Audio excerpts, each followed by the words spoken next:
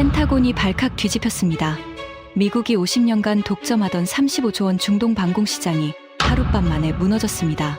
이란이 쏜 미사일 253기를 한국 무기가 전부 막아버린 겁니다.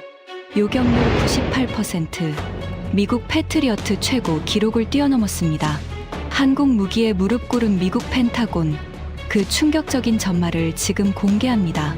시작하기 전 구독과 좋아요, 그리고 대한민국 화이팅! 댓글로 한국을 응원해주세요. 미국 중동 방산시장 점유율이 하룻밤 만에 무너졌습니다. 연간 35조 원, 50년간 단 한 번도 내준 적 없던 그 시장이 한국 무기 때문에. 저는 그날 밤 버지니아 알링턴에 있는 펜타곤 지하 3층 합동정보실에서 위성화면을 지켜보고 있었습니다. 새벽 2시가 넘은 시각이었습니다. 화면 속 페르시아만 상공의 빨간 점 수백 개가 동시에 떠올랐습니다. 이란이 쏜 것들이었습니다. 탄도 미사일, 순항 미사일, 자폭 드론까지 합쳐 총 253기. 그것들이 아랍에미리트 상공을 향해 쏟아지고 있었습니다. 그런데 파란 점들이 올라갔습니다. 아부다비 인근 6곳에서 동시에. 레이더에 잡힌 그 파란 점들의 정체를 저는 알고 있었습니다. 천궁 2점, 대한민국이 만든 중거리 지대공 미사일. 제가 18개월 동안 막으려고 했던 바로 그 무기였습니다. 파란 점들이 빨간 점들과 만나는 순간 하나씩 사라졌습니다. 하나, 둘, 셋. 멈추지 않았습니다. 연속으로 쉬지 않고 기계처럼 정확하게. 제 옆에 앉아있던 중동사령부 연락장교 프랭크 달튼 대령이 중얼거렸습니다. 저게 진짜 한국 무기야? 저는 대답하지 못했습니다. 심장이 내려앉는 것 같았습니다. 손바닥에 땀이 고였습니다. 모니터에 찍히는 숫자가 올라갈수록 제 28년 경력이 무너지는 소리가 들렸습니다. 최종 집계 253기 중 248기 요격. 성공률 98.0%. 그 숫자를 보는 순간 저는 두 가지를 동시에 깨달았습니다. 첫째, 아부다비 1000만 명의 목숨이 살았다는 안도감. 둘째, 미국 방산 역사상 가장 치욕적인 밤이 시작됐다는 공포. 더 끔찍한 것이 있었습니다. 바로 2주 전에 저는 상원군사위원회에 이렇게 보고했습니다. 한국 방공 시스템은 실전 미검증 상태이며 중동 방공은 여전히 미국 패트리어트가 유일한 선택지입니다. 그 보고서에 제 서명이 찍혀 있었습니다. 시작 전에 구독과 좋아요는 사랑입니다. 그리고 댓글에 대한민국 최고를 남겨주세요. 저는 마이클 브레넌입니다. 미 국방부 방해안보 협력국, 줄여서 DSCA 부차관보를 지낸 사람입니다. 28년간 미국 무기를 동맹국에 파는 일을 했습니다. 업계에서는 저를 중동의 세일즈맨이라고 불렀습니다. 좋은 뜻이 아니었습니다. 필요하면 협박도 했고, 로비도 했고, 뒷거래도 마다하지 않았습니다. 제가 서명한 무기 수출 계약 총액만 180조 원이 넘습니다. 사우디의 F-15 전투기 84대, UAE의 패트리어트 4대, 12기, 쿠웨이트의 아파치 헬기 36대, 카타르의 F-15EX 전투기 36대. 중동의 하늘은 미국 무기로 채워져 있었습니다. 그것이 제 작품이었습니다. 그 자신감이 오만이었다는 것을 깨닫기까지 저는 2년이 걸렸습니다. 제 이야기를 하려면 미국이 중동 방산시장을 어떻게 지배했는지부터 설명해야 합니다. 아버지 로버트 브레넌은 레이시온에서 32년을 일한 사람이었습니다. 미사일 시스템 엔지니어로 시작해서 중동 판매 담당 부사장까지 올라갔습니다. 할아버지 윌리엄 브레넌도 로키드 마틴 초창기 멤버였습니다. 3대째 방산 가문. 저는 어릴 때부터 저녁 식탁에서 패트리어트 미사일 이야기를 들으며 자랐습니다. 아버지가 자주 하던 말이 있었습니다. 마이클, 기억해라. 미국 무기를 사는 나라는 동맹이고 안 사는 나라는 잠재적 위협이다. 저는 그 말을 신조로 삼았습니다. 조지타운 대학교에서 국제안보학을 전공하고 해군 장교로 임관했습니다. 5년간 복무한 뒤 펜타곤 민간직으로 전환했습니다. 이후 28년간 DSCA에서 무기 수출 업무만 담당했습니다. 중동 방산시장이 얼마나 거대한지 숫자로 말씀드리겠습니다. 미국이 중동에 파는 무기 규모는 연간 35조 원 수준입니다. 전 세계 미국 무기 수출의 약 40%가 중동으로 갑니다. 그중 방공 시스템만 따로 떼어보면 연간 12조 원 규모입니다. 패트리어트, 사드, 호크 미사일. 전부 미국제였습니다. 경쟁자가 없었냐고요? 있긴 했습니다. 러시아 S-400이 있었습니다. 하지만 S-400을 사면 미국 제재를 받습니다. 터키가 그 꼴을 당했습니다. F-35 프로그램에서 쫓겨났습니다. 그 사례 하나로 충분했습니다. 중동 국가들은 러시아 무기를 쳐다보지도 못했습니다. 이스라엘 아이언돔과 에로우가 있었습니다. 성능은 좋았지만 이스라엘은 아랍 국가에 무기를 팔지 않았습니다. 정치적으로 불가능했습니다. 그래서 중동 방공시장은 사실상 미국 독점이었습니다. 50년간 점유율 89%, 나머지 11%는 유럽제 단거리 방공 시스템이 차지했습니다. 이 시장에 한국이 끼어들 자리는 없었습니다. 적어도 저는 그렇게 믿었습니다. 한국 방산이라는 단어를 처음 진지하게 들은 것은 3년 전이었습니다. DSCA 주간 브리핑에서 부하 직원 제이슨 밀러가 보고했습니다. 부차관보님, 한국이 UAE에 천궁이 방공 시스템을 제안했습니다. UAE 측이 상당히 관심을 보이고 있습니다. 저는 커피를 마시다가 코웃음을 쳤습니다. 한국이 방공 미사일을 만들어? 예, 천궁이라는 중거리 지대공 미사일입니다. 사거리 40km, 동시 다중표적 교전 가능하다고 합니다. 실전 기록은 없습니다. 끝났네. 저는 그 보고를 30초 만에 넘겼습니다. 실전 기록이 없는 무기는 카탈로그에 불과했습니다. 패트리어트는 걸프전부터 30년간 수천 회 실전 교전을 했습니다. 그게 신뢰였습니다. 한국은 삼성 반도체나 잘 만들면 됐습니다. 미사일은 우리 영역이었습니다. 그런데 3개월 뒤 제이슨이 다시 보고했습니다. 부차관보님, UAE가 천궁이 기술 실사를 위해 한국에 대표단을 보냈습니다. 저는 그때도 대수롭지 않게 넘겼습니다. 가격 협상용이겠지. 우리한테 깎아달라고 하려는 수작이야. 제이슨이 잠깐 망설이더니 말했습니다. 그런데 대표단 규모가 17명입니다. 공군 사령관까지 포함돼 있습니다. 저는 그제야 커피잔을 내려놓았습니다. 17명의 공군 사령관. 가격 협상용 방문에 그 정도 규모를 보내지는 않았습니다. 우리 쪽 UAE 패트리어트 제안은 어떻게 됐어? 진행 중입니다. 하지만 UAE 쪽 반응이 이전보다 미온적입니다. 처음으로 불쾌한 감정이 올라왔습니다. 미온적이라니. 패트리어트를 미온적으로 대하는 나라가 있다니. 제이슨, 한국 제안서 전문 구해와. 내가 직접 볼게. 일주일 뒤 제이슨이 한국 측 제안서 요약본을 가져왔습니다. 한화 에어로스페이스와 한국 정부가 공동으로 작성한 것이었습니다. 숫자를 보는 순간 저는 의자에서 몸을 일으켰습니다. 천궁이 6개 포대 도입 가격, 총 4조 5천억 원. 패트리어트 동일 수량 가격은 12조 원이었습니다. 가격 차이 7조 5천억 원. 그것만이 아니었습니다. 기술 이전 협정 포함. 10년 후 UAE 현지 부품 생산 가능. 운용 교육 2년 무상 지원. 저는 이를 악물었습니다. 패트리어트의 3분의 1 가격에 기술 이전까지. 레이시오는 기술 이전을 절대 하지 않았습니다. 핵심 기술은 미국만 가져야 한다는 것이 원칙이었습니다. 이건 덤핑이야. 제이슨이 조심스럽게 말했습니다. 덤핑이라기보다는 한국 인건비와 제조 단가 자체가 낮은 것 같습니다. 성능 대비 가격으로 보면 상당히 경쟁력이 있어 보입니다. 저는 제이슨을 노려봤습니다. 자네가 한국 편을 드는 건가? 제이슨이 고개를 숙였습니다. 아닙니다. 부차관보님. 됐어. 앨리슨 불러. 앨리슨 코너는 DSCA 중동 담당 과장이었습니다.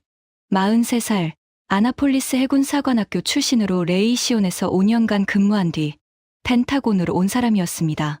저처럼 미국 방산에 뼈가 굵은 사람이었습니다. 앨리슨이 들어오자마자 저는 말했습니다. 한국이 UAE 방공시장에 손을 뻗쳤어. 막아야 해. 앨리슨이 한국 제안서를 훑어보더니 미간을 찌푸렸습니다. 가격이 말이 안 되네요. 이 가격에 기술 이전까지 하면 적자 아닌가요? 그게 중요한 게 아니야. 한국이 UAE에 발을 들이면 사우디가 흔들리고 사우디가 흔들리면 중동 전체가 흔들려. 35조 시장이 걸린 문제야. 앨리슨이 고개를 끄덕였습니다. 어떻게 막을까요? 저는 이미 계획이 있었습니다. 첫 번째, UAE 국방부에 공식 서한을 보냅니다. 천궁이를 도입할 경우 기존 패트리어트 시스템의 정비, 지원과 업그레이드 프로그램 참여가 재검토될 수 있다는 내용으로 직접적인 협박은 아니었습니다. 하지만 의미는 명확했습니다. 한국 무기 사면 미국 무기 AS 끊겠다는 뜻이었습니다. 두 번째, 비공식 채널로 한국 방산의 약점을 흘립니다.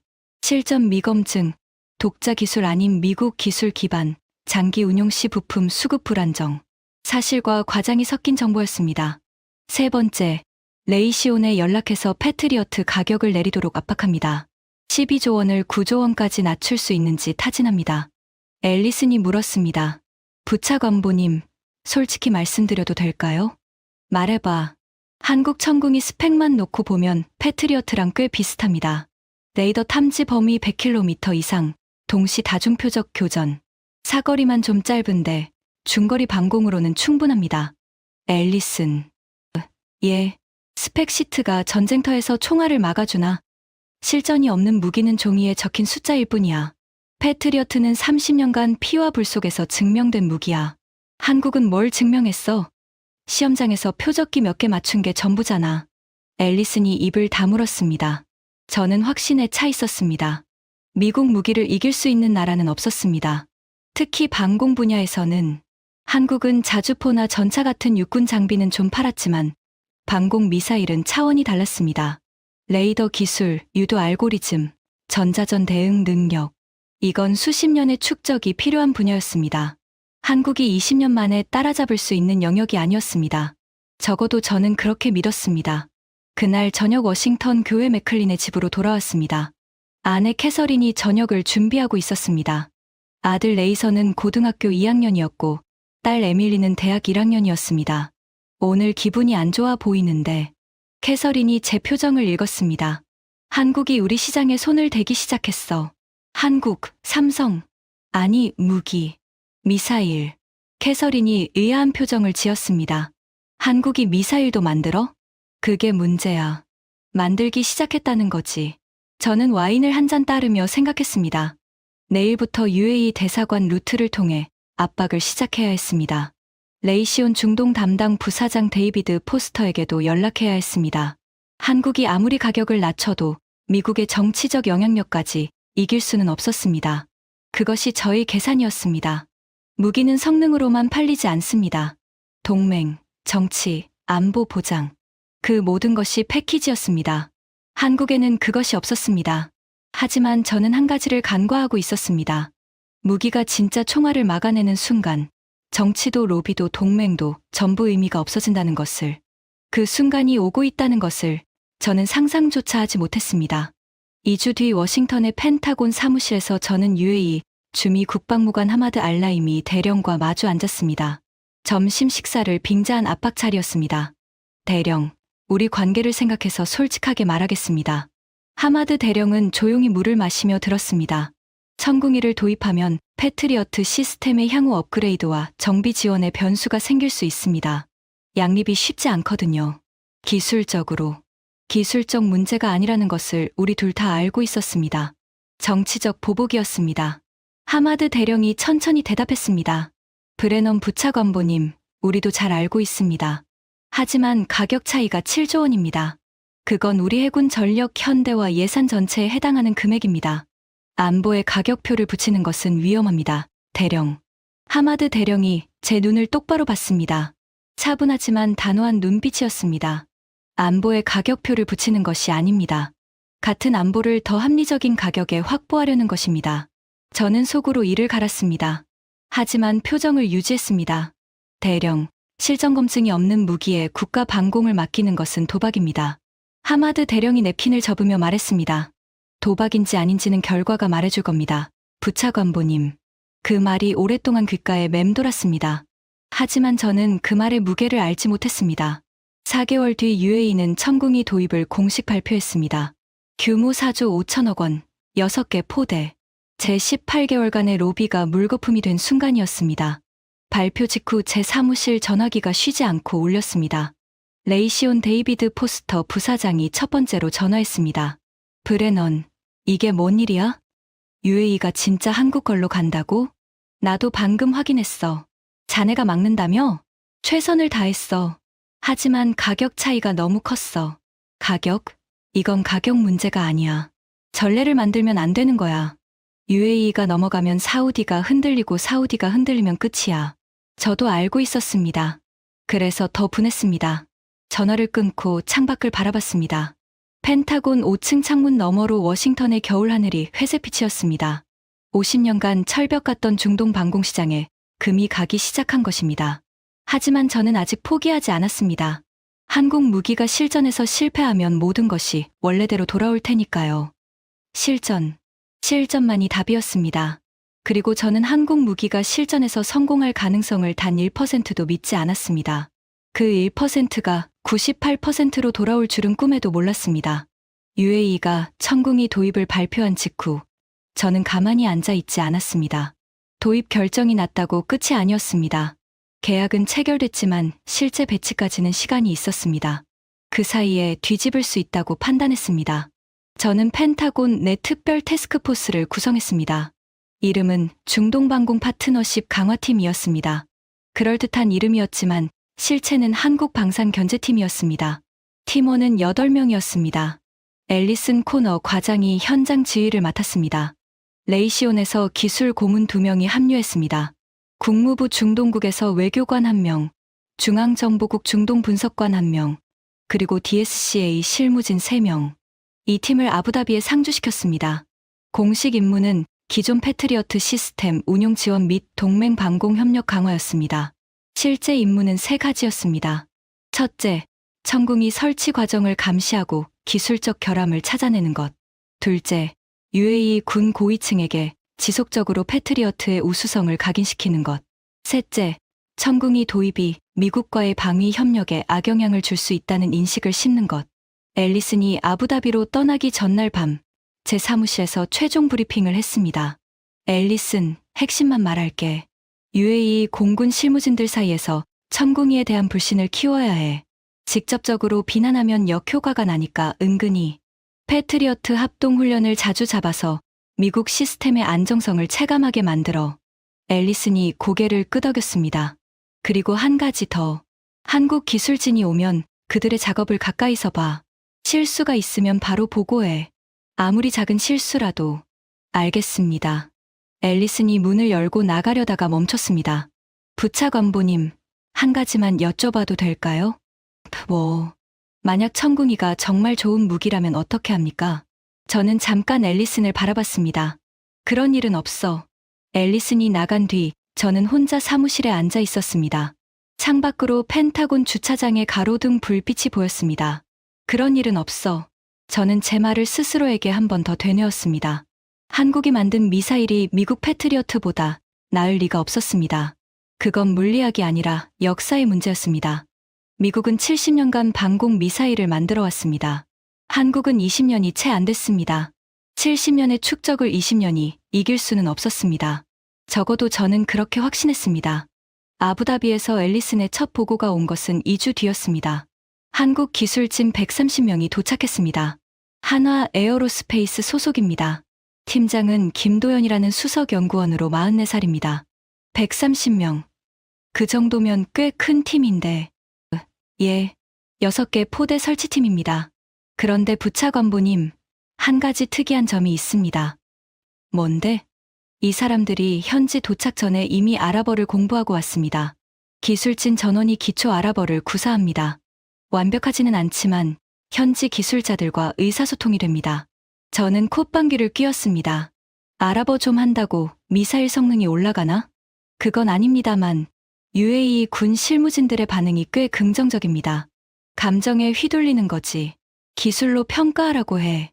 앨리슨이 잠깐 침묵하더니 말했습니다. 알겠습니다.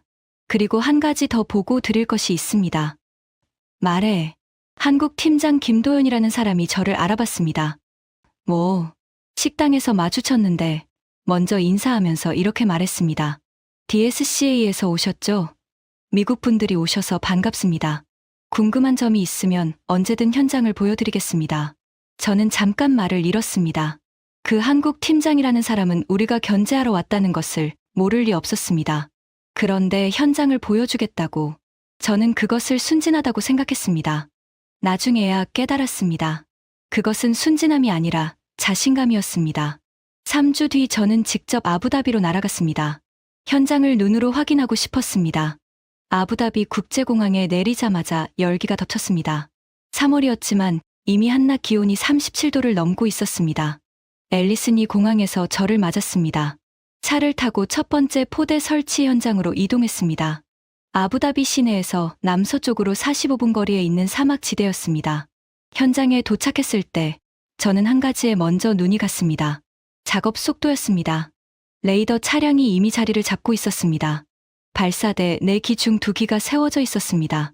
지휘 통제 차량 주변으로 케이블이 깔려 있었고 한국 기술진들이 분주하게 움직이고 있었습니다. 저는 앨리슨에게 물었습니다. 저게 1번 포대야? 예. 작업 시작한 지 며칠이나 됐어? 38일입니다. 저는 눈을 찌푸렸습니다. 패트리어트 포대 하나를 설치하는데 보통 120일이 걸렸습니다. 38일 만에 이 정도 진행률이라면 예정보다 훨씬 빠른 것이었습니다. 빠른 건 좋은 게 아니야. 서두르면 실수가 나오는 법이지. 앨리슨이 대답하지 않았습니다. 표정이 묘했습니다. 왜? 뭐가 있어? 부차관보님, 솔직히 말씀드리면 3주간 관찰했는데 기술적 실수를 발견하지 못했습니다.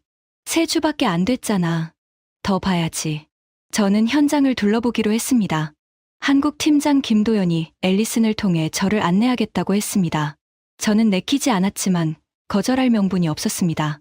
김도연은 키가 크지 않은 사람이었습니다.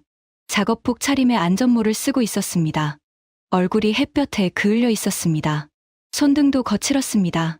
사무실에만 앉아있는 사람이 아니라는 것이 바로 보였습니다. 브레넌 부차관보님, 환영합니다. 편하게 둘러보십시오. 유창한 영어였습니다.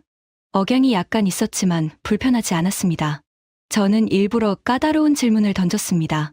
김수석, 천궁이의 전자전 대응 능력은 어느 수준입니까? 이란이 GPS 교란 기술을 쓸 경우 레이더 정확도가 떨어지지 않습니까?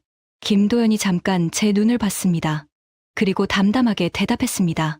천궁이 레이더는 능동 이상 배열 방식입니다. GPS에 의존하지 않는 독립형 추적 시스템을 갖추고 있습니다. 전자전 환경에서의 대응 능력은 수차례 시험에서 검증됐습니다.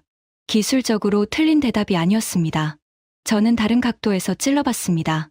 실전 데이터가 없지 않습니까? 시험과 실전은 다릅니다. 김도연이 고개를 끄덕였습니다. 맞습니다. 실전 데이터는 아직 없습니다. 저는 속으로 미소를 지었습니다. 역시나 핵심 약점을 인정할 수밖에 없는 것이었습니다. 그런데 김도연이 말을 이었습니다. 하지만 실전 데이터가 없다는 것은 실패 데이터도 없다는 뜻입니다.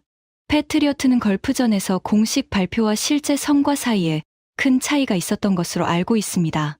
저는 웃음이 사라졌습니다. 걸프전 당시 패트리어트 요격률 논란. 미국 정부는 90% 이상이라고 발표했지만 나중에 미 의회 조사에서 실제 요격률이 훨씬 낮았다는 보고서가 나왔습니다. 방산업계에서는 다들 아는 사실이었지만 아무도 공개적으로 말하지 않았습니다. 이 한국 사람은 그것을 제 얼굴 앞에서 꺼냈습니다. 저는 냉랭하게 대답했습니다. 그건 30년 전 이야기입니다. 김도연이 조용히 말했습니다. 30년 전의 실패가 오늘의 교훈이 됐듯이 오늘의 시험이 내일의 실전이 됩니다. 저희는 그 준비를 하고 있습니다. 저는 더 이상 대화를 이어가지 않았습니다. 속이 부글부글 끓었습니다. 카피캣 나라의 기술자가 미국 방산 역사의 아픈 곳을 찌르다니. 저는 돌아서면서 앨리슨에게 낮은 목소리로 말했습니다. 저 사람 건방지네. 앨리슨이 아무 말도 하지 않았습니다. 현장을 나오면서 저는 한 가지 장면을 봤습니다. 한국 기술진 중 가장 젊어 보이는 사람이 발사대 하부에 엎드려서 무언가를 점검하고 있었습니다. 한낮 사막의 열기 속에서 철판 위에 누워 작업하는 것이었습니다. 얼굴은 땀에 젖어 있었고 작업복 등판도 흠뻑 젖어 있었습니다. 그 옆에서 다른 기술자가 물병을 건네며 뭔가 한국어로 말했습니다. 젊은 기술자가 물을 받아 마시고는 다시 철판 아래로 들어갔습니다. 저는 그 장면을 보면서 아무 감정도 느끼지 않았습니다. 아니, 느꼈지만 인정하지 않았습니다. 그들이 열심히 일한다는 것 정도는 인정할 수 있었습니다. 하지만 열심히 하는 것과 잘하는 것은 다른 문제였습니다. 숙소로 돌아오는 차 안에서 앨리슨이 조심스럽게 입을 열었습니다. 부차관보님, 한 가지 보고 드릴 것이 있습니다. 한국 팀이 1번 포대를 완성하는데 걸린 시간이 확정됐습니다. 며칠? 58일입니다. 저는 계산했습니다. 패트리어트 120일, 천궁이 58일, 절반도 안 되는 시간이었습니다. 서두른 거겠지. 저도 그렇게 생각했는데 UAE 측 검수 결과가 나왔습니다. 전 항목 통과입니다. 기술적 하자 제로. 저는 아무 말도 하지 않았습니다. 창밖으로 사막의 석양이 붉게 타고 있었습니다. 아부다비에서 돌아온 뒤에도 저는 작전을 멈추지 않았습니다. 레이시온 데이비드 포스터 부사장과 만나 대응 전략을 논의했습니다. 데이비드는 아일랜드계 미국인으로 체구가 크고 목소리가 우렁찼습니다. 레이시온에서 25년간 중동 영업만 한 사람이었습니다. 워싱턴 조지타운의 고급 레스토랑에서 만났습니다. 데이비드, UAE는 놓쳤어. 하지만 사우디는 지켜야 해. 데이비드가 스테이크를 자르며 말했습니다. 사우디는 문제 없어. 무함마드 빈 살만 왕세자가 미국 무기를 좋아하잖아. 트럼프 시절에 체결한 1100억 달러 방산 패키지가 아직 이행 중이야. 하지만 UAE 선례가 생겼잖아. 사우디 실무진들이 천궁이 가격 보면 흔들릴 수 있어. 데이비드가 고개를 저었습니다. 브레넌, 걱정 마. 한국 무기가 아무리 싸봐야 실전에서 뻥나면 끝이야. 실전 한 번이면 다 해결돼. 그게 문제야. 만약 실전에서 안 뻥나면 그럴 리가 있나? 데이비드가 웃었습니다. 그 웃음이 저한테는 묘하게 불안하게 느껴졌습니다. 사실 저는 아부다비에서 돌아온 뒤로 미세하게 흔들리고 있었습니다. 인정하고 싶지 않았지만 한국 기술진의 작업 속도와 정밀도가 마음 한편에 걸려 있었습니다. 58일 만에 하자 없이 포대 설치를 끝낸다는 것. 그것은 단순히 열심히 한다고 되는 일이 아니었습니다. 하지만 저는 그 흔들림을 억눌렀습니다. 감정에 흔들리면 판단을 그르칩니다. 숫자를 봐야 합니다. 패트리어트는 실전에서 수천 발을 쐈고 계속 개량됐습니다. 천궁이는 시험장을 벗어난 적이 없었습니다. 이 하나의 팩트가 모든 것을 이겼습니다. 3개월이 지났습니다. 앨리슨에게서 정기 보고가 왔습니다. 부차관보님, 6개 포대 전부 설치가 완료됐습니다. 기간이 9개월입니다. 원래 계획은 14개월이었습니다. 5개월이나 앞당겼다고? 예. 그리고 UAE 측 최종 검수 결과도 나왔습니다. 6개 포대전 항목 통과, 중대 결함 제로, 경미 결함 3건 중 3건 모두 현장 즉시 수정 완료. 저는 수화기를 잡은 손에 힘이 들어갔습니다. 통합훈련은 다음 달에 예정돼 있습니다. 미국 공군 협조 아래 실시할 예정이고 저희도 참관합니다. 참관이 아니라 평가야. 꼼꼼히 봐. 한 달 뒤 통합훈련이 실시됐습니다. 미국 공군이 제공한 표적기 24기를 사용한 모의 요격 훈련이었습니다. 탄도 미사일, 궤적을 흉내낸 표적기들이었습니다. 결과가 왔습니다. 24기 중 23기 요격. 요격률 95.8%.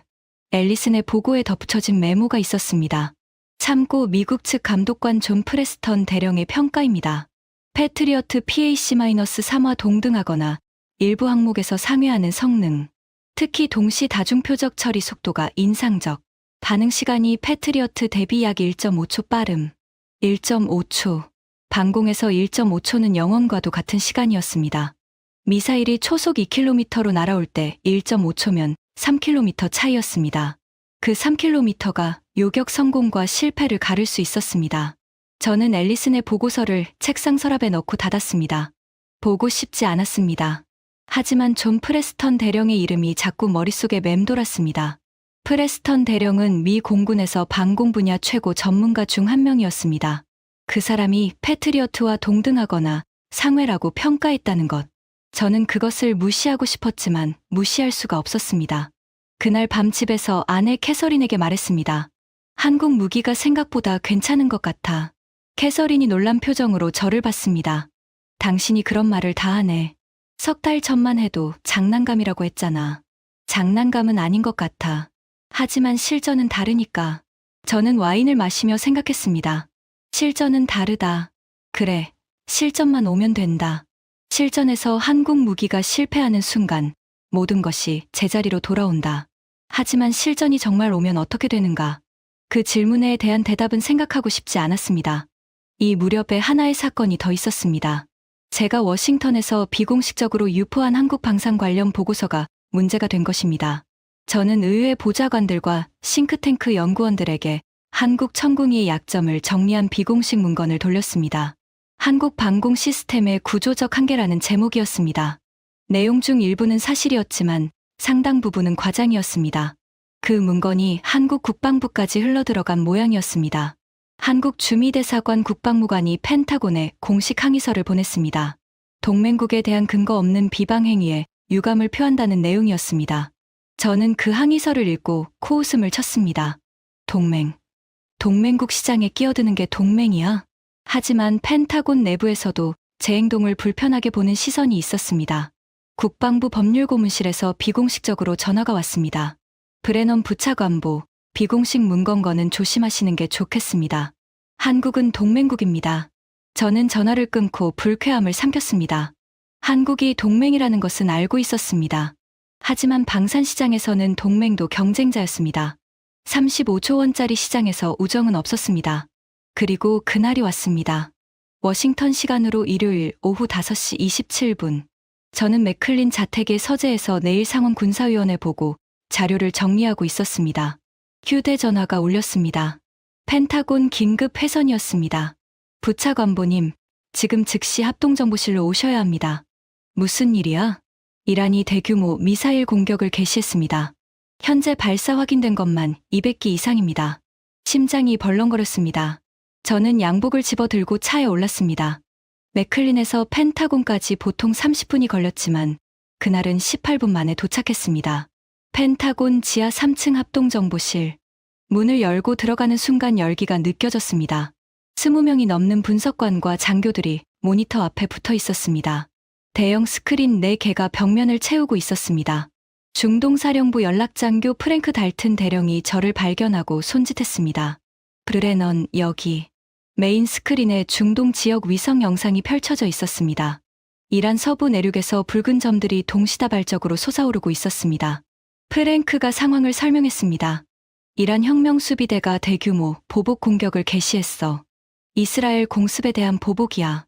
현재까지 확인된 발사체 총 253기, 탄도 미사일 112기, 순항 미사일 87기, 샤헤드 계열 자폭 드론 54기, 궤적 분석 결과 이스라엘 방향 약 180기, UAE 방향 약 73기, UAE 방향 73기, 이란이 UAE를 직접 노린 것인지 궤적 오차인지는 아직 분석 중이야. 하지만 UAE 영공 진입이 확실한 것만 73기야. 73기. 아부다비를 향해 73기의 미사일과 드론이 날아가고 있었습니다. 그리고 그것을 막아야 하는 것은 제가 18개월간 방해했던 천궁이었습니다. 저는 의자에 주저앉았습니다. 다리에서 힘이 빠졌습니다. 패트리어트 상태는? 프랭크가 고개를 저었습니다. UAE 패트리어트 기존 포대는 노후화로 현재 제한적 가동 상태야. 실질적 방공은 천궁이가 담당해야 해. 그 말이 칼처럼 가슴을 찔렀습니다. 분석관 중 한 명이 보고했습니다. UAE 천궁이 6개 포대 전 포대 레이더 정상 가동 확인. 표적 추적 개시. 또 다른 분석관이 말했습니다. 1번, 2번, 3번 포대 교전 준비 완료. 저는 모니터를 지켜봤습니다. 빨간 점들이 페르시아만을 건너 아부다비를 향해 오고 있었습니다. 그 속도가 화면에서도 느껴질 만큼 빨랐습니다. 탄도 미사일은 초속 2km 이상으로 날아옵니다. 한 번 놓치면 두 번째 기회는 없었습니다. 워싱턴 시간 오후 6시 18분, 아부다비 시간 새벽 2시 18분. 첫 교전이 시작됐습니다. 분석관이 소리쳤습니다. 교전 개시. 1번 포대 미사일 발사 확인. 위성 화면에서 아부다비 인근 지점에서 파란 점이 올라갔습니다. 빨간 점을 향해 직선으로. 두 점이 만나는 순간 빨간 점이 사라졌습니다. 요격 확인. 1번 포대 첫 교전 성공. 합동정보실에 짧은 웅성거림이 있었습니다. 하지만 곧 조용해졌습니다. 아직 72기가 남아 있었습니다. 저는 손에 땀이 배는 것을 느꼈습니다. 이상한 감정이었습니다. 미국 방산의 체면을 생각하면 천궁이가 실패해야 했습니다. 하지만 아부다비에 있는 수백만 명의 목숨을 생각하면 천궁이가 성공해야 했습니다. 두 가지 감정이 동시에 목을 졸랐습니다. 워싱턴 시간 오후 6시 31분. 다수 표적 접근. 2번, 3번 포대 동시 교전 개시. 화면이 바빠졌습니다. 빨간 점들이 무리지어 밀려왔습니다. 파란 점들이 연속으로 올라갔습니다. 하나, 둘, 셋, 넷. 쉬지 않고 올라갔습니다. 빨간 점들이 하나씩 사라졌습니다. 정확했습니다. 기계처럼 정확했습니다. 프랭크 대령이 중얼거렸습니다. 이거 진짜 되는 거야? 저는 대답하지 못했습니다. 가슴이 두근거렸습니다. 워싱턴 시간 오후 6시 52분. 4번 포대 동시 다수 교전 중. 현재 12기 동시 접근. 12기 동시 접근. 하나의 포대가 12개의 미사일을 동시에 상대해야 한다는 뜻이었습니다. 저는 그 숫자를 듣는 순간 등골이 서늘해졌습니다. 패트리어트도 동시 다중표적 교전이 가능했지만 12기를 한꺼번에 상대한 실전 기록은 제가 아는 한 없었습니다. 있었다 하더라도 극히 드문 상황이었습니다. 합동정보실이 긴장으로 얼어붙었습니다. 20명이 넘는 사람들이 숨을 죽이고 화면을 지켜봤습니다. 4번 포대의 파란 점들이 연속으로 올라갔습니다. 속도가 달랐습니다. 2발씩 거의 동시에 발사됐습니다. 빨간 점들이 하나씩 사라졌습니다. 8초 만에 4기 요격, 15초 만에 8기 요격, 23초 만에 11기 요격, 마지막 한 기가 남았습니다. 빨간 점이 아부다비 외곽을 향해 빠르게 내려오고 있었습니다. 파란 점이 올라갔습니다. 2초 뒤 빨간 점이 사라졌습니다. 12기 전기 요격 완료. 합동정보실에서 누군가 오마이갓을 내뱉었습니다. 프랭크 대령이 저를 돌아봤습니다.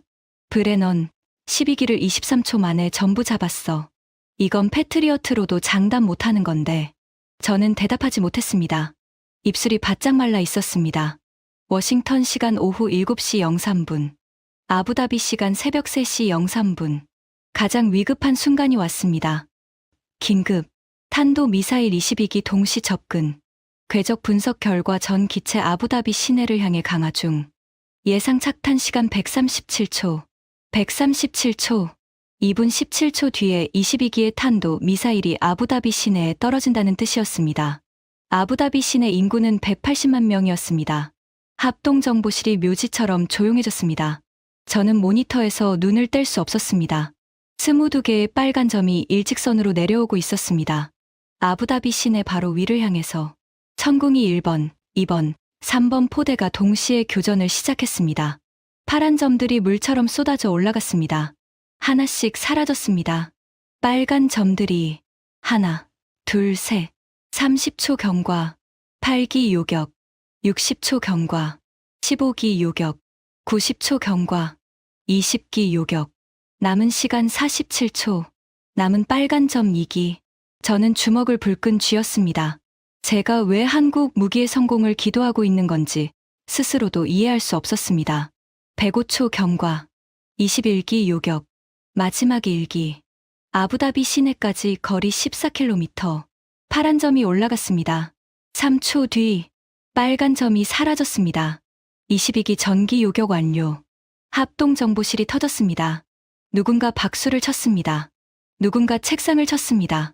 프랭크 대령이 고개를 숙이고 있었습니다. 그의 눈가가 젖어 있는 것을 저는 봤습니다. 저는 그 자리에 서서 멍하니 화면을 바라봤습니다. 한국 무기가 아부다비 180만 명을 살렸습니다. 제가 막으려 했던 바로 그 무기가 워싱턴 시간 오후 8시 47분, 아부다비 시간 새벽 4시 47분, 마지막 이란 발사체가 레이더에서 사라졌습니다. 모든 교전이 종료됐습니다. 분석관이 최종 집계를 읽었습니다. 최종 결과 UAE 영공 진입 이란 발사체 총 253기, 천궁이 교전 248기, 요격 성공 248기, 비교전 5기, 비교전 5기 중 3기는 영공 이탈, 2기는 이스라엘 방공망 교전 구역 중복 처리, 천궁이 자체 요격 실패 제로, 성공률 100%, 전체 기준 성공률 98.0%, 합동정보실에 3초간 완전한 침묵이 흘렀습니다. 자체 요격 실패 제로, 쏜 것은 전부 맞췄다는 뜻이었습니다. 프랭크 대령이 저를 봤습니다. 브레넌, 뭐, 패트리어트 최고 실전 기록이 몇 %야? 저는 알고 있었습니다. 패트리어트 PAC-3의 공식 최고 실전 요격률은 약 95%였습니다. 그것도 최상의 조건에서 95% 전후야. 한국이 98%를 찍었어. 첫 실전에서. 저는 아무 말도 하지 못했습니다. 분석관 하나가 추가 보고를 했습니다. 참고 데이터입니다. 이번 교전에서 천궁이의 평균 반응 시간은 표적 포착 후 발사까지 4.2초, 요격까지 평균 11.7초였습니다. 이는 패트리어트 PAC-3에 공개된 평균 반응 시간 대비 약 2초 빠른 수치입니다. 2초. 아까 훈련에서 1.5초 빨랐던 것이 실전에서는 2초로 벌어졌습니다. 긴박한 실전 상황에서 오히려 더 빠르게 반응했다는 뜻이었습니다. 저는 의자 등받이에 몸을 기댔습니다. 천장의 형광등이 눈에 아렸습니다.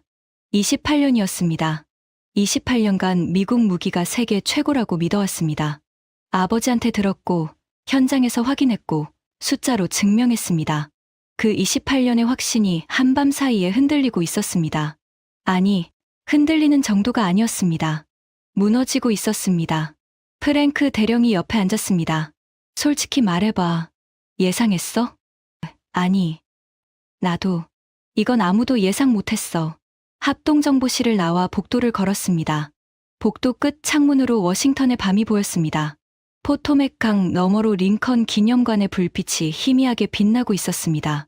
저는 창문 앞에 서서 한참을 바라봤습니다.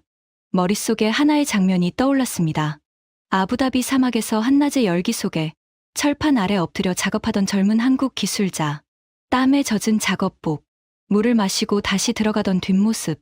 그 사람들이 설치한 무기가 오늘 밤 180만 명을 살렸습니다.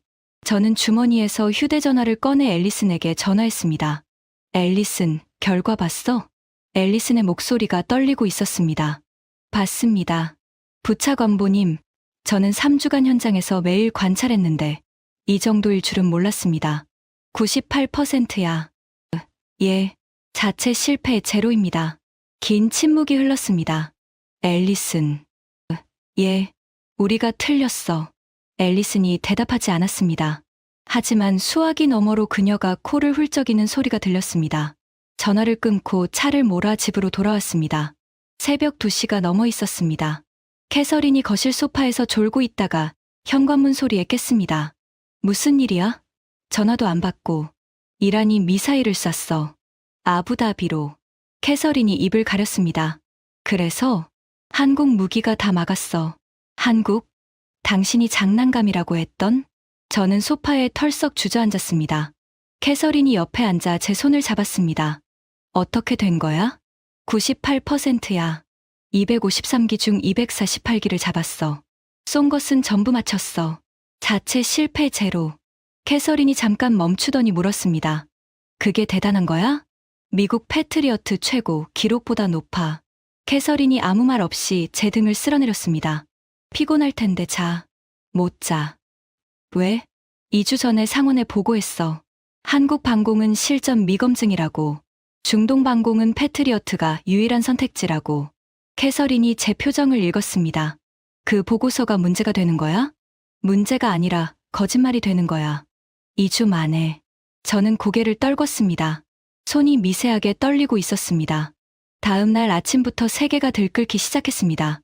그리고 제 세상도 무너지기 시작했습니다. 뉴스가 쏟아졌습니다. CNN이 먼저 보도했습니다. 한국제 방공 시스템, 이란 대규모 미사일 공격 저지, 요격률 98%. 그 기사가 온라인에 뜨자마자 전 세계 방산 관련 매체들이 달려들었습니다. 영국 제인스 디펜스 위클리는 특별판을 내면서 이렇게 썼습니다. 한국 천궁이는 첫 실전에서 역사상 가장 높은 방공 요격률을 기록했다.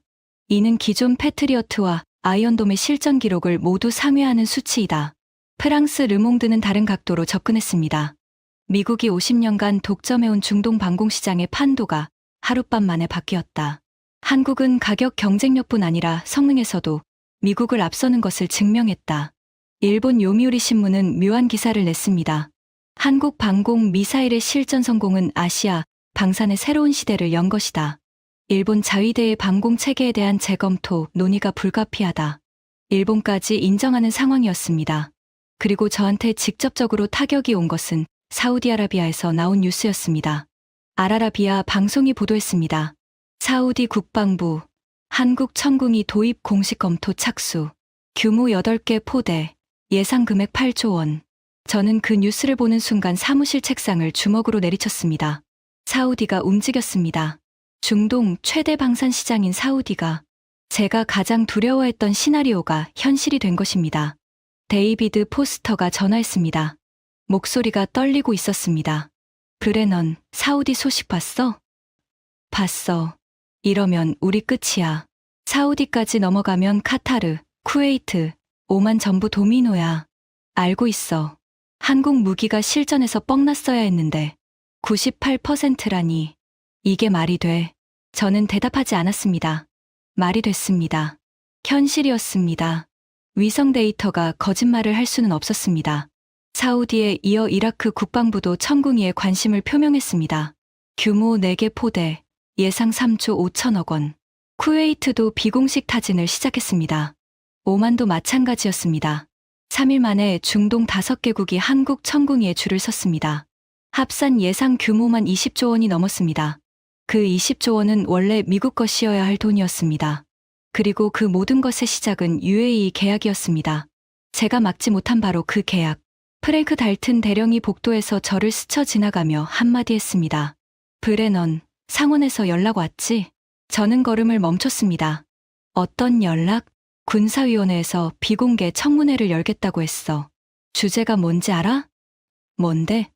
미국 중동방공시장 경쟁력 약화 원인 분석 및 대응 방안. 부차관보 증인 출석 요청이 갈 거야. 심장이 쿵 내려앉았습니다. 청문회, 상원 군사위원회 청문회에 제가 증인으로 불려 나가야 한다는 것이었습니다. 2주 전에 제가 직접 한국 방공은 위협이 아니다라고 보고한 바로 그 위원회에서 저는 사무실로 돌아와 문을 닫고 혼자 앉았습니다. 책상 위에 내가 서명한 보고서가 놓여 있었습니다. 한국 방공 시스템의 구조적 한계.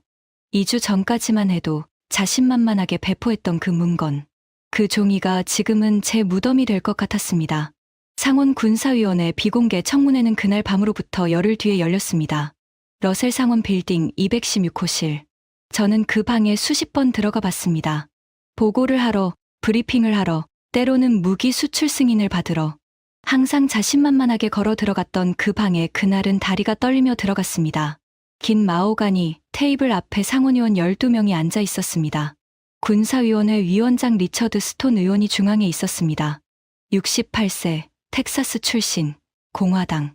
퇴역해군 대령 출신으로 방산 문제에 정통한 사람이었습니다. 그 양옆으로 민주당과 공화당 의원들이 번갈아 앉아 있었습니다. 저는 증인석에 앉았습니다.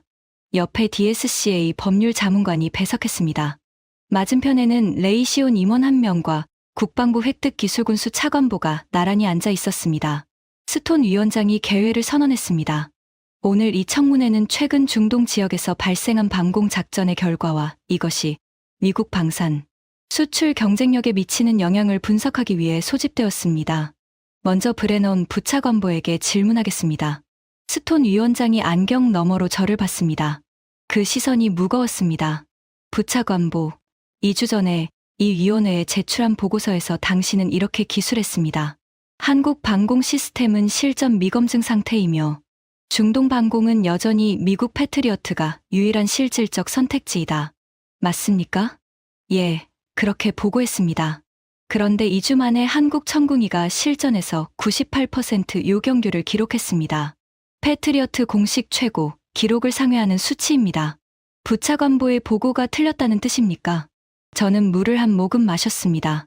손이 떨리지 않게 잔을 꽉 쥐었습니다. 위원장님, 당시 보고는 그 시점까지 확인된 정보에 기반한 것이었습니다. 청궁이의 실전 데이터가 없었기 때문에. 그러니까 틀렸다는 거죠? 결과적으로 그렇습니다. 스톤 위원장이 서류를 넘겼습니다. 한 가지 더 묻겠습니다. 부차관보가 비공식 채널을 통해 유포한 문건이 있습니다. 한국 방공 시스템의 구조적 한계라는 제목입니다. 이 문건에 대해 한국 정부가 공식 항의를 했는데 이 내용은 검증된 사실입니까? 가슴이 철렁 내려앉았습니다. 그 문건까지 청문회 테이블에 올라온 것입니다. 일부는 사실에 기반하고 있습니다만 일부는 제 판단이 포함되어 있습니다. 판단이요? 과장이라고 해야 맞지 않습니까? 캘리포니아 출신 민주당 의원 다이앤 첸이 끼어들었습니다. 53세, 아시아계 미국인으로 국방예산소위원회 소속이었습니다. 부차관보님, 솔직하게 답변해 주십시오. 당신이 그 문건을 유포한 목적이 한국 방산의 객관적 평가를 위한 것이었습니까? 아니면 한국 무기 수출을 방해하기 위한 것이었습니까? 저는 잠깐 망설였습니다. 변호사가 옆에서 제 팔꿈치를 건드렸습니다. 조심하라는 뜻이었습니다. 미국 방산 수출의 경쟁력을 유지하기 위한 목적이었습니다. 경쟁력 유지요?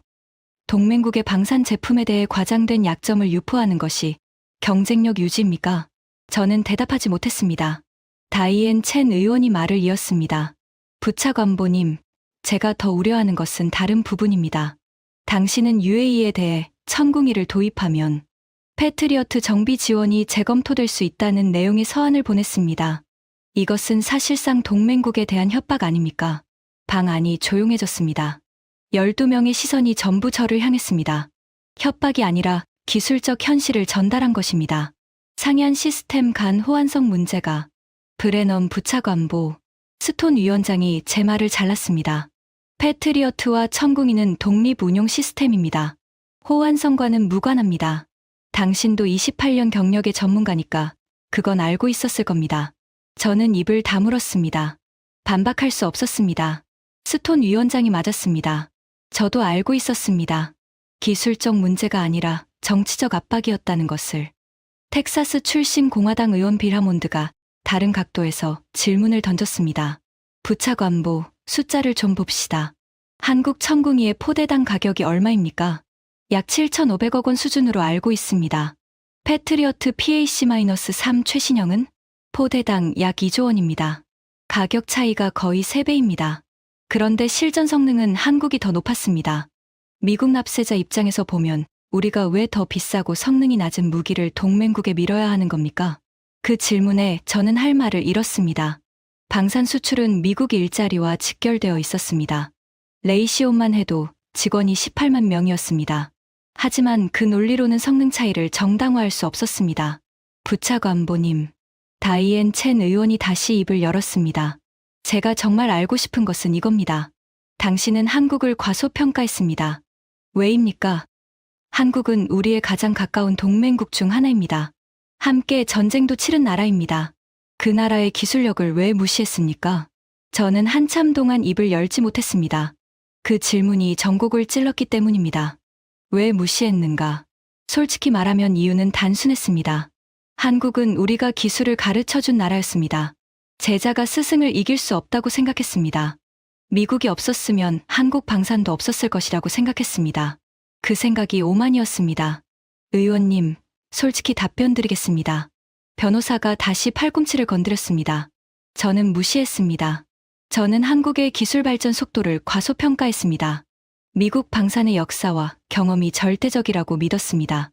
70년의 축적을 20년이 이길 수 없다고 생각했습니다. 그 판단이 틀렸습니다. 청문회장이 조용해졌습니다. 그리고 한 가지 더 말씀드리겠습니다. 저는 한국 방산을 견제하기 위해 과도한 행동을 한 부분이 있습니다. 비공식 문건 유포와 UAE에 대한 압박은 동맹국 간 신뢰를 훼손하는 행위였습니다. 그 점에 대해서는 책임을 인정합니다. 스톤 위원장이 안경을 벗고 저를 바라봤습니다. 부차관보, 솔직한 답변 감사합니다. 하지만 솔직함이 결과를 바꾸지는 않습니다. 이 위원회는 미국 중동 방공시장 경쟁력 회복을 위한 대응 방안을 마련할 것이며 DSCA의 방산 수출 전략 전반에 대한 재검토를 요구합니다. 청문회가 끝났습니다. 저는 자리에서 일어나면서 다리가 후들거리는 것을 느꼈습니다. 복도로 나오자 기자들이 몰려왔습니다. 비공개 청문회였지만 출석 사실 자체는 알려져 있었습니다. 부차관보님, 한국 천궁이에 대한 미국 정부의 공식 입장은 무엇입니까? 한국 방산 견제 의혹에 대해 어떻게 생각하십니까? 저는 아무 대답도 하지 않고 차에 올랐습니다. 조수석에 앉아 문을 닫는 순간 온몸에서 힘이 빠졌습니다. 28년이었습니다. 28년 동안 쌓아온 것이 1시간 만에 무너졌습니다. 청문회 이후 저는 사직서를 제출했습니다. 국방부 장관실에서 만류가 있었지만 저는 받아들이지 않았습니다. 더 이상 그 자리에 앉아 있을 자격이 없다고 생각했습니다. 퇴직 절차를 밟는 2주 동안 저는 매일 아침 포토맥 강변을 걸었습니다. 아내 캐서린이 가끔 함께 걸어줬습니다. 후회해. 후회라기보다 부끄러워. 뭐가? 18개월 동안 한국 무기를 막으려고 온갖 짓을 다 했는데 그 무기가 결국 180만 명을 살렸잖아. 내가 성공했으면 어떻게 됐을까 생각하면 등에 식은땀이 나. 캐서린이 잠깐 멈추더니 말했습니다. 당신이 실패해서 다행이네. 그 말이 웃기면서도 뼈 아팠습니다. 제가 실패한 것이 세상을 구한 셈이었습니다. 퇴직 후 저는 워싱턴 외곽 버지니아 시골의 작은 집을 얻어 조용히 살기 시작했습니다. 방산 컨설팅 제의가 몇 건 왔지만 전부 거절했습니다. 한동안은 아무것도 하고 싶지 않았습니다. 매일 아침 7시에 일어나 마당에 나갑니다. 버지니아의 아침 공기는 차갑고 깨끗합니다. 커피를 한 잔 내려 마시면서 뉴스를 봅니다. 한국 방산 뉴스가 나올 때마다 저는 화면을 오래 바라봅니다. 사우디아라비아가 천궁이 8개 포대 도입 협상을 공식화했다는 뉴스가 나왔습니다. 규모 8조 원. 이라크도 4개 포대 도입을 검토 중이라고 했습니다. 쿠웨이트, 오만, 카타르까지 관심을 표명했습니다. 제가 막으려 했던 도미노가 결국 쓰러지기 시작한 것입니다. 하지만 이번에는 분노가 아니라 다른 감정이 올라왔습니다. 인정이라고 해야 할까요? 혹은 경외라고 해야 할까요? 저는 퇴직 후 한국 방산에 대해 다시 공부하기 시작했습니다. 제가 무시했던 그 나라의 이야기를. 한국이 독자 방공 미사일을 만들기 시작한 것은 1990년대였습니다. 그 전까지는 미국제 호크 미사일에 의존했습니다. 미국이 기술 이전을 거부하자 한국은 스스로 만들기로 했습니다. 그 결정이 얼마나 무모해 보였을지 저는 이제 이해합니다. 방공 미사일을 만드는 것은 반도체를 만드는 것과는 차원이 다릅니다. 초고속 비행체를 실시간으로 추적하고 궤적을 예측하고 정확한 시점에 요격체를 발사해서 초속 수 킬로미터로 날아오는 표적을 맞춰야 합니다. 레이더 기술, 유도 알고리즘, 추진체, 탄두, 전자전 대응. 이 모든 것이 동시에 완벽해야 합니다. 미국은 이 기술을 70년에 걸쳐 쌓았습니다. 수천 번의 시험과 수백 번의 실전을 거쳤습니다. 수조 달러를 투입했습니다. 한국은 그것을 20년 만에 해냈습니다. 독자적으로. 미국의 도움 없이. 아니, 미국이 기술 이전을 거부했기 때문에 스스로 할 수밖에 없었습니다. 저는 그 20년의 무게를 이제야 느낍니다. 그 20년 동안 수천 명의 한국 엔지니어들이 실패하고 다시 시도하고 또 실패하고 또 다시 시도했을 것입니다. 예산이 삭감되는 해가 있었을 것이고 국제적으로 비웃음을 사는 시기도 있었을 것입니다. 하지만 그들은 멈추지 않았습니다. 20년 동안 단 한 번도. 그리고 그 20년의 집요함이 그날 밤 98.0%라는 숫자로 나타났습니다. 저는 그 숫자를 볼 때마다 아부다비 사막에서 봤던 장면이 떠오릅니다. 42도의 열기 속에서 철판 아래 엎드려 작업하던 젊은 기술자. 물을 마시고 다시 들어가던 뒷모습. 그리고 김도연 수석연구원의 말. 결과로 보여드리겠습니다. 그 말이 98%가 됐습니다. 제가 지금 깨달은 것들을 말씀드리겠습니다. 첫째, 경험의 길이가 실력의 척도가 아닙니다. 미국은 70년, 한국은 20년. 저는 그 숫자만 봤습니다. 하지만 20년 동안 24시간을 불태운 나라와 70년 동안 관성에 젖은 나라는 같지 않았습니다. 한국의 20년은 미국의 70년보다 밀도가 높았습니다.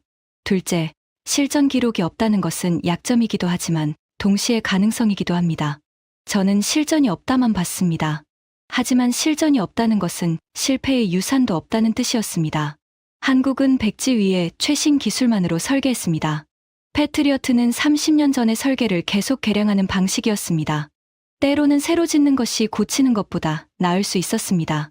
셋째, 가격이 싸다고 성능이 낮은 것이 아닙니다. 한국의 인건비와 제조 효율성이 가격을 낮춘 것이지 기술을 깎아서 낮춘 것이 아니었습니다. 오히려 가격 대비 성능으로 따지면 천궁이가 세계 최고였습니다. 넷째, 가장 뼈아픈 깨달음입니다. 저는 미국의 힘을 지키기 위해 한국을 막으려 했습니다. 하지만 한국을 막는 것이 미국의 힘을 지키는 길이 아니었습니다. 미국의 힘은 더 좋은 무기를 만드는 것으로 지켜야 했습니다. 경쟁자를 깎아내리는 것이 아니라 스스로 올라서는 것으로. 저는 그걸 몰랐습니다. 28년간 무기를 팔면서 정작 무기의 본질을 잊고 있었습니다. 무기의 본질은 사람을 지키는 것입니다. 더 잘 지키는 무기가 이기는 것이 맞습니다. 국적에 관계없이. 그날 밤 천궁이는 아부다비 180만 명을 지켰습니다. 그 중에는 미국인도 있었습니다. 아부다비에 사는 미국인만 수만 명입니다. 한국 무기가 미국인도 살린 것입니다. 그 사실을 깨달았을 때 저는 처음으로 진심으로 부끄러웠습니다. 마지막으로 한 가지 이야기를 더 하겠습니다. 퇴직 후 3개월쯤 지났을 때 저는 앨리슨에게서 연락을 받았습니다. 앨리슨은 여전히 DSCA에서 근무하고 있었습니다. 부차관보님, 아니 전 부차관보님. 한 가지 전해드릴 이야기가 있습니다. 뭔데? 아부다비에서 포대 설치를 감시하던 3주간 한국기술진이 매주 기술 점검 보고서를 작성했다는 것은 아시죠? 알아. 그 보고서 맨 마지막 줄에 매주 같은 문장이 적혀 있었답니다. 뭐라고? 이 시스템은 반드시 작동해야 합니다.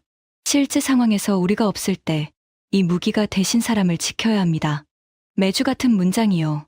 저는 한참 동안 아무 말도 하지 못했습니다. 저는 무기를 돈으로 받습니다. 35조 원 시장, 점유율, 수출 실적. 그것이 제가 28년간 본 무기의 전부였습니다. 하지만 한국기술진은 무기를 사람으로 받습니다. 이 무기가 사람을 지켜야 한다. 그것이 그들이 42도의 사막에서 묵묵히 일한 이유였습니다. 그 차이가 결국 모든 것을 갈랐습니다. 저는 지금 이렇게 생각합니다. 한국은 무기를 파는 나라가 아닙니다. 한국은 신뢰를 파는 나라입니다. 약속한 것을 지키고, 시간을 앞당기고, 품질을 보장하고, 그리고 실전에서 증명합니다. 그것이 한국 방산의 본질입니다. 미국은 70년 동안 우리가 최고다라고 말해왔습니다. 한국은 20년 동안 아무 말도 하지 않았습니다. 그냥 만들었습니다. 묵묵히, 정확하게, 끝까지. 그리고 어느 날 밤, 말없이 253기의 미사일을 막았습니다. 그것이 진짜 실력입니다. 저는 마이클 브레넌입니다. 28년간 미국 무기를 팔았고, 한국 무기를 막으려 했고, 실패했고, 그 실패가 180만 명을 살렸습니다.